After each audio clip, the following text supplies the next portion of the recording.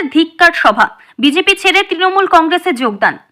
ডুয়ার্সের মাল বিধানসভার ওদলাবাড়ি বাজারে বৃহস্পতিবার বিকেলে তৃণমূল কংগ্রেসের পক্ষ থেকে ধিক্কার সভা করা হলো। মূলত এসআইআর নিয়ে সাধারণ মানুষের হয়রানি, বিভিন্ন কেন্দ্রীয় এজেন্সিকে ব্যবহার করে রাজ্যের শাসক দল তৃণমূল কংগ্রেসকে চাপে ফেলার চেষ্টার বিরুদ্ধে এই ধিক্কার সভার আয়োজন করা হয়। সভা থেকে উপস্থিত বক্তারা এইসব বিষয়ে সরব হন। সেই সাথে ডুয়ার্সের চা বলায় রাজ্য সরকারের পক্ষ থেকে যে সমস্ত উন্নয়নগুলি করা হয়েছে তাও তুলে ধরেন তৃণমূল করার জন্য নেতারা। এদিনের এই সভায় কর্মী সমর্থকদের উপস্থিতি ছিল চোখে পড়ার মতো। এদিনের এই ধিক্কার সভায় উপস্থিত ছিলেন রাজ্যসভার সাংসদ তথা আলিপুরদুয়ার জেলা তৃণমূল কংগ্রেসের সভাপতি প্রকাশ চিক বড়াইক, জলপাইগুড়ি জেলা তৃণমূল কংগ্রেসের সভানেত্রী মহুয়া গোপ, রাজ্যের অনগ্রসর শ্রেণী কল্যাণ ও আদিবাসী উন্নয়ন দপ্তরের প্রতিমন্ত্রী বুলুচিক বড়াইক, মাল গ্রামীণ ব্লক তৃণমূল কংগ্রেসের সভাপতি জিতনি মাহালি, মাল শহর ব্লক তৃণমূল কংগ্রেসের সভাপতি পুলিন গোলদার, ক্রান্তি ব্লক তৃণমূল কংগ্রেসের সভাপতি মহাদেব রায় সহ অনেকে। এদিনের সভায় ডামডিম ও ওদলাবাড়ি গ্রাম পঞ্চায়েত এলাকার প্রায় শতাধিক পরিবার তৃণমূল কংগ্রেসে যোগদান করেন। সবাই জানেন যে এসআইআর যে করেছে ইলেকশন কমিশনার অফ ইন্ডিয়া, কিভাবে হ্যারাস হচ্ছে মানুষ। এক একটা দিন এক একটা করে নোটিফিকেশন, এক একটা দিন আলাদা করে নিয়ম, মানুষকে হ্যারাস করার একটা চক্রান্ত। যাদের ভোট নিয়ে প্রধানমন্ত্রী হলো এবং প্রধানমন্ত্রী হওয়ার পরে এসআইআর, তো কতজন বাংলাদেশি আছে বা কতজন রোহিঙ্গা আছে বিহারে তো বার করতে পারে নাই, না বেঙ্গলে বার করতে পারেছে। তো তাদের বিরুদ্ধে এবং আমাদের যা ডেভেলপমেন্ট মাননীয় মুখ্যমন্ত্রীর উদ্যোগে যে কাজ বাংলায় প্রত্যেকটা মেহনতি খেটে খাওয়া মানুষের জন্য হয়েছে, এই কাজকে নিয়ে আমরা নিজের প্রচার করলাম। চা বাগানে স্কুল বাস থেকে নিয়ে চা বাগানের প্রেস হাসপাতাল, 53টা বাগানে ডুয়ার্সে হাসপাতাল শুরু হচ্ছে, তার মধ্যে অপারেশনাল 14টা বাগানে অলরেডি হয়েছে, 95টা বাগানে ক্রেস হাউস হয়েছে, অপারেশনাল 34টা বাগানে হয়েছে। আলিপুরদুয়ার জেলাতে 11টা বাস শুরু হয়ে গেছে, জলপাইগুড়ি জেলাতে 12টা বাস শুরু হয়ে গেছে, আরো 32টা বাস আলিপুরদুয়ার এবং জলপাইগুড়িকে কেন্দ্র করে আমরা রুট ম্যাপ রেডি করেছি। এই কাজ মাননীয় মুখ্যমন্ত্রীর আশীর্বাদে 4 সেক্টরের জন্য দেওয়া হয়েছে। তো এই সব কাজকে নিয়ে আমরা প্রচারে নেমেছি। বিজেপি একটা র্যালি করেছে, তার পাল্টা র্যালি কি আজকে?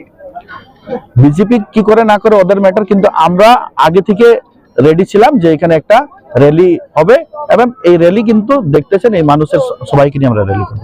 নির্বাচন এগিয়ে আসছে, আপনারা তো দেখেছেন আলিপুরদুয়ার এবং জলপাইগুড়ির মাননীয় সাংসদ যারা আছে জলপাইগুড়ি এবং আলিপুরদুয়ার এবং জলপাইগুড়ির জন্য কি কাজ করেছে একটাও না।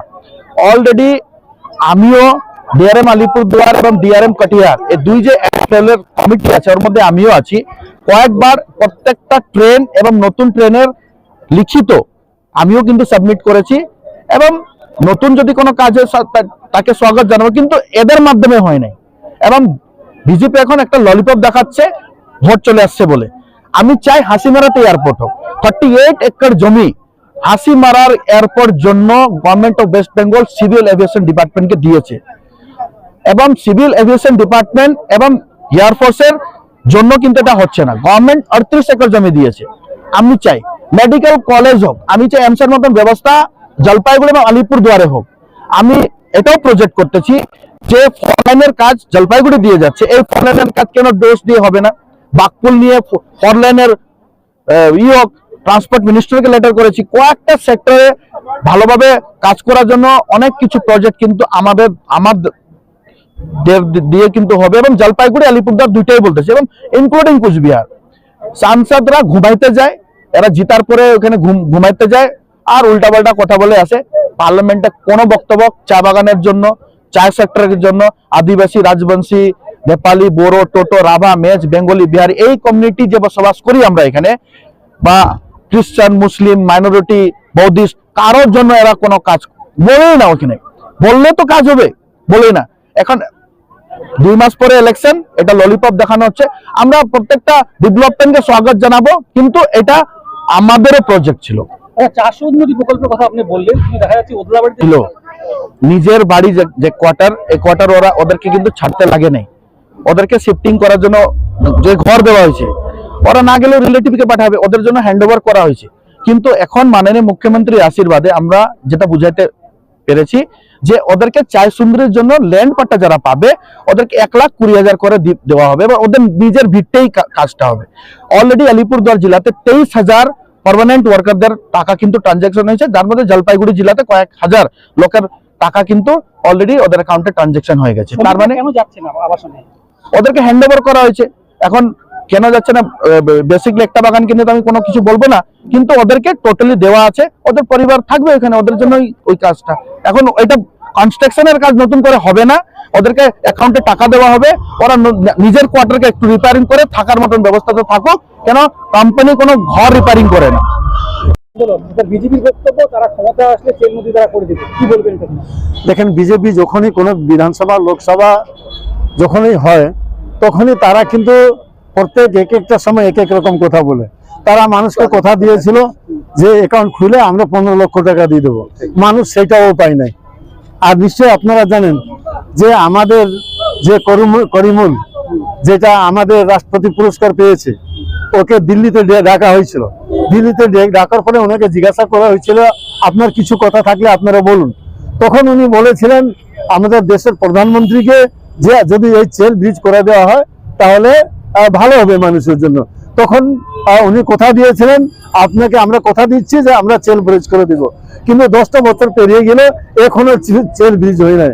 তারা মানুষের সঙ্গে ভোটের সময় একরকম রাজনীতি করে, আর যখন দেওয়ার সময় তারা কিন্তু তার পাশে থাকে না। একটা জিনিস আমি বলতে চাই, দেখেন আমরা 2011 সালে আগে যখন 2011 সালে যখন সরকার পরিবর্তন হয় তখন পশ্চিমবাংলায় নিশ্চয়ই আপনারা জানেন এরকম একটা পরিস্থিতি ছিল। তখন মাননীয় মুখ্যমন্ত্রী মমতা বন্দ্যোপাধ্যায় বলেছিল আমরা বদলা নয় বদল চাই, আমরা তার পাল্টা না। আমাদের যে কেউ চিন্তা ভাবনা করবে আমরা পাল্টা করছি সেইটা না, আমরা মানুষের কাছে 2011 সাল থেকে 2025 অব্দি এই 15 বছরের সরকার কি কি কাজ করেছে সেই সব আমরা মানুষকে তুলে ধরছি। আমরা তুলে ধরছি যে আজকে আমাদের ভোটের মাধ্যমে, নিশ্চয় জানেন লোকসভা বিধানসভা যখন ভোট হয় আমাদের এই ভোট কার্ড, এই মানুষের ভোট দিয়ে আজকে দেশের প্রধানমন্ত্রী হয়। আজকে আমরা দেখছি আমাদের দেশের প্রধানমন্ত্রী আজকে যেরকম কেন্দ্রীয় এজেন্সি সিবিআই আছে, ইডি আছে, ইলেকশন কমিশন আছে, একে কাজে লাগে কিভাবে এই যে ভোটের লিস্ট থেকে নাম কাটা যায়, কিভাবে পশ্চিমবাংলাকে দখল করা যায়, তার জন্য আজকে তারা পরিবর্তন সভা করতেছে। কিন্তু আমি আজকে আপনাদেরকে বলি, আজকে এই জলপাইগুড়ি জেলা থেকে এইখানে সংসদ জিতে গেছে। আজকে প্রায় 10 বছর হইতে চলেছে সংসদ এইখান থেকে আমাদের জলপাইগুড়ি জনগণের আশীর্বাদে কিন্তু তারা জিতছে। কিন্তু আপনারা জানেন যে এই যে 100 দিনের কাজ, 100 দিনের কাজ কারা করে? এই গরিব মানুষ, খেটে খাওয়া মানুষরা কাজ করে, কিন্তু 100 দিনের কাজ বন্ধ করে দিয়েছে। আজকে 100 দিনের কাজ নাই। আপনারা নিশ্চয়ই জানেন আজকে আবাসনের টাকা বন্ধ করে দিয়েছে, আমাদের পানীয় জলের রাস্তা বন্ধ করে দিয়েছে, রাস্তার কাজ বন্ধ করে দিয়েছে। আজকে নিশ্চয় জিএসটি এর মাধ্যমে আজকে এইখান থেকে যত টাকা যাচ্ছে তার রাজ্যে স্টেট গভর্নমেন্টের একটা অংশ আছে, সেই টাকা কিন্তু তারা দিচ্ছে না। সুতরাং তার সত্ত্বেও মাননীয় মুখ্যমন্ত্রী মমতা বন্দ্যোপাধ্যায় যেভাবে মানুষকে পরিষেবা দিচ্ছে, ভারতবর্ষের ইতিহাসে এটা প্রথম রাজ্য যেটা মাননীয় মুখ্যমন্ত্রী মমতা বন্দ্যোপাধ্যায় দিয়েছে। আমি আপনাদেরকে একটা কথা বলি, নিশ্চয় আপনারা জানেন যে আজকে এই যে ডবল ইঞ্জিনের সরকার তো আছে আসামে, একটু আসামে দেখুন না কি অবস্থা আছে, ওইখানের মানুষের কি অবস্থা আছে। কিন্তু আজকে আমরা কোনো ধর্ম, কোনো জাত নিয়ে আমরা রং করি না।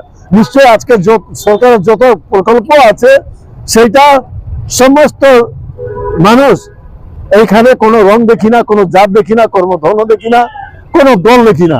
আজকে যত সুযোগ সুবিধা আজকে টিএমসি পাইছে, বিজেপি পাইছে, কংগ্রেসও পাইছে, টিএমসি পাইছে, আদিবাসী, নেপালি, বাঙালি সমস্ত সম্প্রদায়ের মানুষ পাচ্ছে।